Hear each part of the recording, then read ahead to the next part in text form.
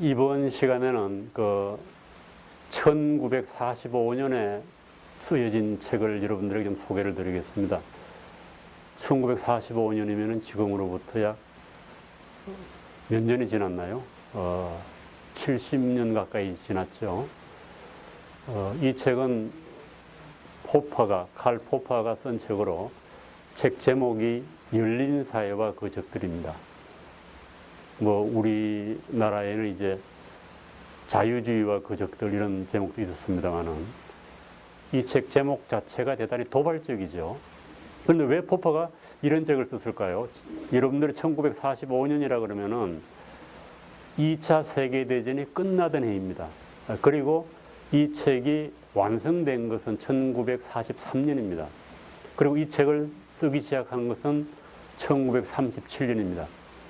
그때 우리가 세계적으로 어떤 일이 일어났는가, 특히 유럽에서 어떤 일이 일어났는가를 생각해 볼 필요가 있습니다.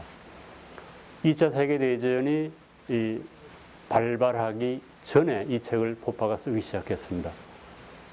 그건 어떻게 포퍼의 어떤 삶하고 어떤 연관이 있는 거겠죠. 그래서 포퍼는 1902년에 오스트리아 비엔나, 그 당시는 오스트리아 제국이었겠죠. 그래서 태어났습니다. 그리고 포퍼는 유대인입니다. 유대인 그러면은 유럽에서 고난이 시작되던 시기죠. 1930년대가 히틀러가 정권을 장악하고 유대인 핍박을 하기 시작했을 때입니다.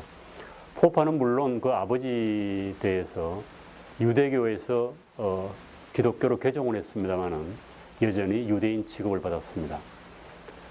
그리고 히틀러가 오스트리아를 침공하고 유럽이 히틀러의 손아귀에 들어가게 되자 유대인이었던 포퍼는 뉴질랜드로 망명을 하게 됩니다.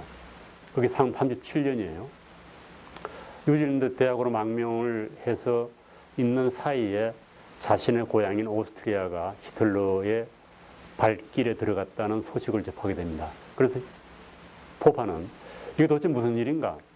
왜 유럽이 히틀러의 손아귀에 들어가게 되었는가라고 하는 것에 대해서 지적인 의문을 가지게 되면 동시에 자신의 조국이 히틀러의 손아귀로 들어가는 데 대해서 분노를 느끼게 됩니다. 그래서 내가 이것을 히틀러 나치즘의 본질을 규명하고 그 나치즘을 이론적으로 밝히고 그것이 왜 잘못되었는가를 널리 알 필요가 있겠다라고 하는 생각으로 이 책을 쓰기 시작합니다. 그래서 1943년에 완성을 해서 1945년에 발간이 되게 되는데 이런 그 지적인 맥락에서 본다고 하면은 하이에크가 예종의 길을 써서 출판된 게 1944년이죠. 어떻게 본다고 하면은 그 당시 어떤 유럽의 정치적 상황, 히틀러의 등장이라고 하는 정치적 상황에 맞물려서 나온 책이라고 볼 수가 있어요. 두 책 다 내용은 비슷해요. 그러나 지적 배경이 좀 들여다볼 수 있겠죠. 그래서 포퍼가 그 당시 직면했던 정치적 상황, 왜 히틀러가 집권을 하고 히틀러에게 많은 사람들이 열광을 하게 되었는가라고 하는 것을 지적으로 밝히는 작업이기도 합니다.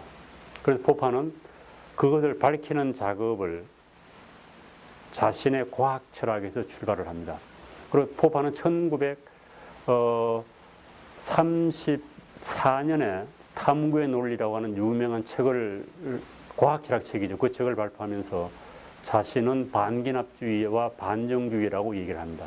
그리고 뒤에 그 철학을 사회 철학에 적용해서 비판적 합리주의라고 하는 이름을 붙였습니다. 그래서 포퍼는 히틀러의 어떤 그 본질을 밝히려고 열린 사회와 그 적들을 썼는데 그것의 어떤 지적인 배경, 이론적인 배경은 그의 과학 철학입니다. 그래서 포퍼는 과학 철학자로서 이름을 떨치고 있었지만은 그것을 사회 철학에 적용해서 또 다른 세계를 보는 눈을 제시했다고 볼 수가 있습니다. 그래서 포퍼는 이 과학 철학과 사회 철학은 일종의 병행을 했다고 볼 수 있을까요?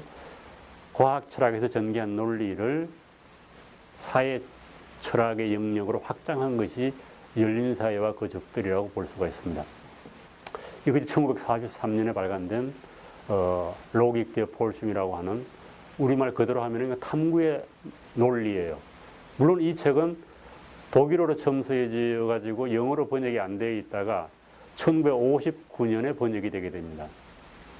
25년의 시간 차이가 있죠. 그래서 포파의 과학 철학이 영어 세계권에 그렇게 널리 알려지지 않는 이유 중에 하나는 독일어로 책을 썼기 때문에 그렇습니다. 그리고 1945년에 발간된 열린사회 거적들 1권, 2권이에요.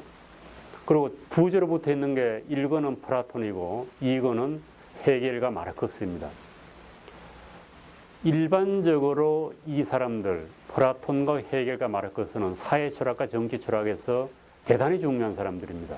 그런데 이 사람들을 포파는 열린 사회의 적들이라고 규명을 했습니다.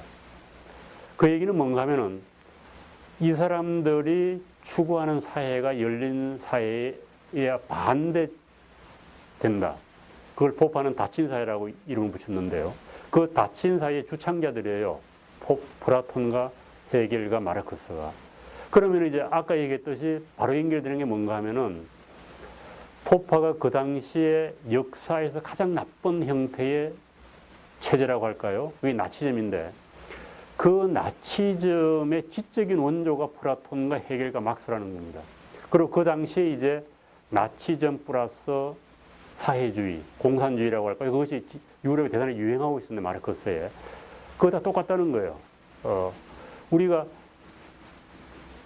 이론적으로 본다고 하면은 마르크스의 사상하고 나치즘의 사상이 무슨 상관이 있겠느냐 이렇게 볼 수 있습니다. 포파는 그 둘을 지배하고 있는 이론적 토대가 같다고 본 겁니다. 그리고 그것의 지적인 배경이 바로 누군가 하면 플라톤하고 헤겔과 막스라는 거예요. 이렇게 본다고 하면은 결국 닫힌 사회의 이론적인 틀을 제공한 것이 플라톤과 헤겔과 마르크스고 그것이 정치적으로 표출된 것이 바로 나치즘하고 파시즘이다.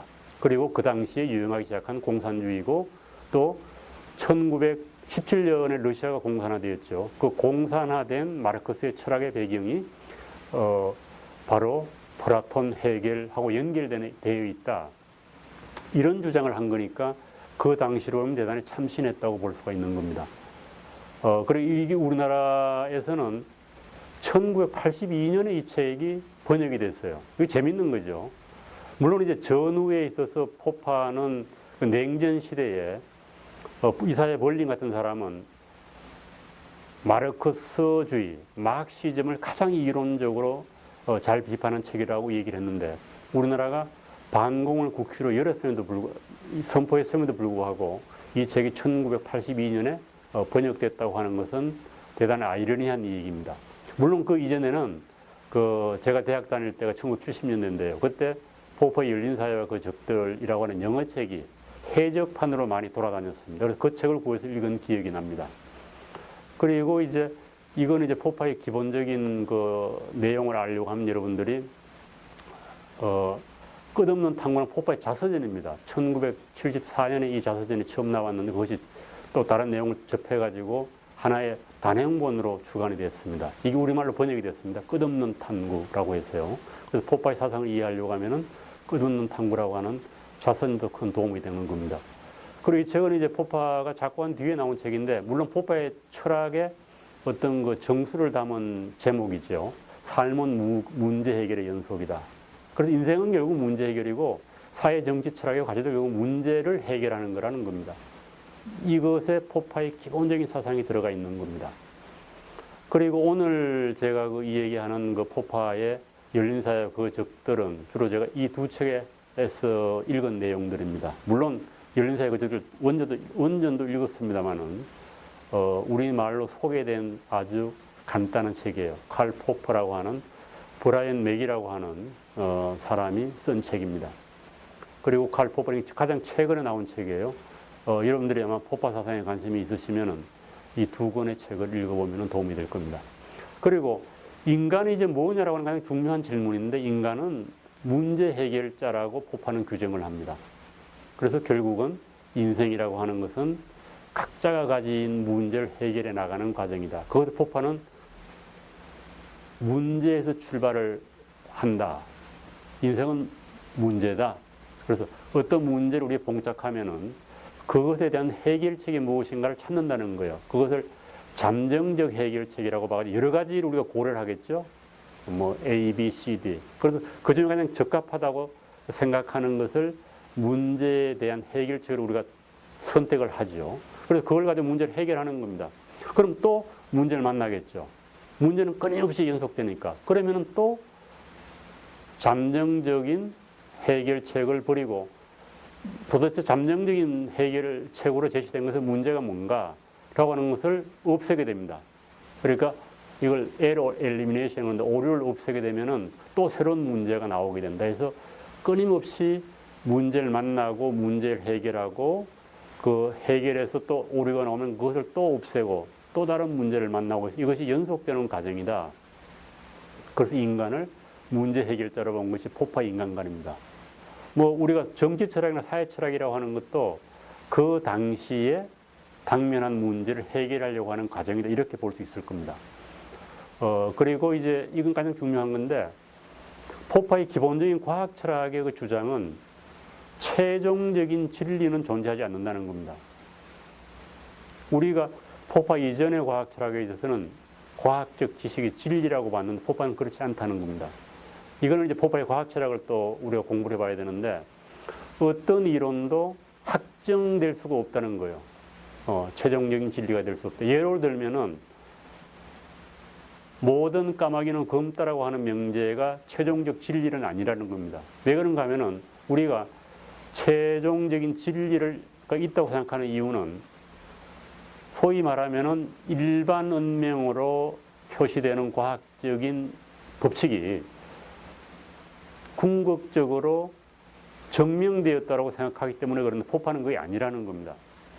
어떤 과학적 이론도 궁극적 진리로 받아들일 수가 없다. 그 이유는 그 과학적 이론이 모든이라고 하는 명제로 표시가 되는데 우리가 모든 것을 증명할 수는 없는 거죠. 예를 들면은 모든 까마귀는 검다라고 하는 명제가 왜 참이냐고 물었을 때 사람들은 검은 까마귀가 있다라고 대답을 하지만은 실질적으로는 검은 까마귀가 존재한다고 하는 그 사실이 모든 까마귀가 검다라고 하는 것을 증명해 주지 못한다는 겁니다. 왜 그런가 하면은 모든 까마귀가 검다라고 하는 그 주장은 미래의 까마귀까지 포함이 되는데 미래의 까마귀는 아직까지 우리가 보지 못한 까마귀입니다.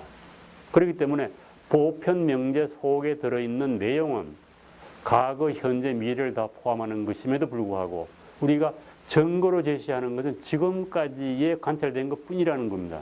그래서 그 이론은 보편 명제로 표현된 이론은 궁극적으로 증명될 수가 없다. 다만 반증될 수 있을 뿐이라고 포파는 말했습니다. 그것이 거짓으로 밝힐 수 있다는 거예요. 그럼에도 불구하고 아직까지는 거짓으로 밝혀지지 않았기 때문에 우리는 그 이론을 받아들이게 된다는 겁니다.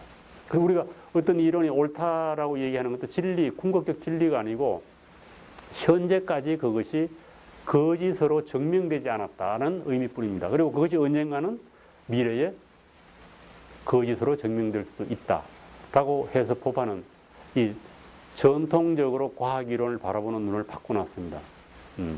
궁극적으로 진리는 없다는 거예요. 사람들은 진리가 있다고 생각하는 거 잘못됐다는 생각입니다. 그래서 우리가 끊임없이 진리를 찾아갈 수는 있지만은 진리 자체는 존재하지 않는다라고 하는 포파의 과학 철학의 결론입니다. 그래서 이런 기본적인 그 주장을 사회 철학에 적용해서 쓴 책이 바로 열린 사회와 그 적들이라고 볼 수가 있습니다.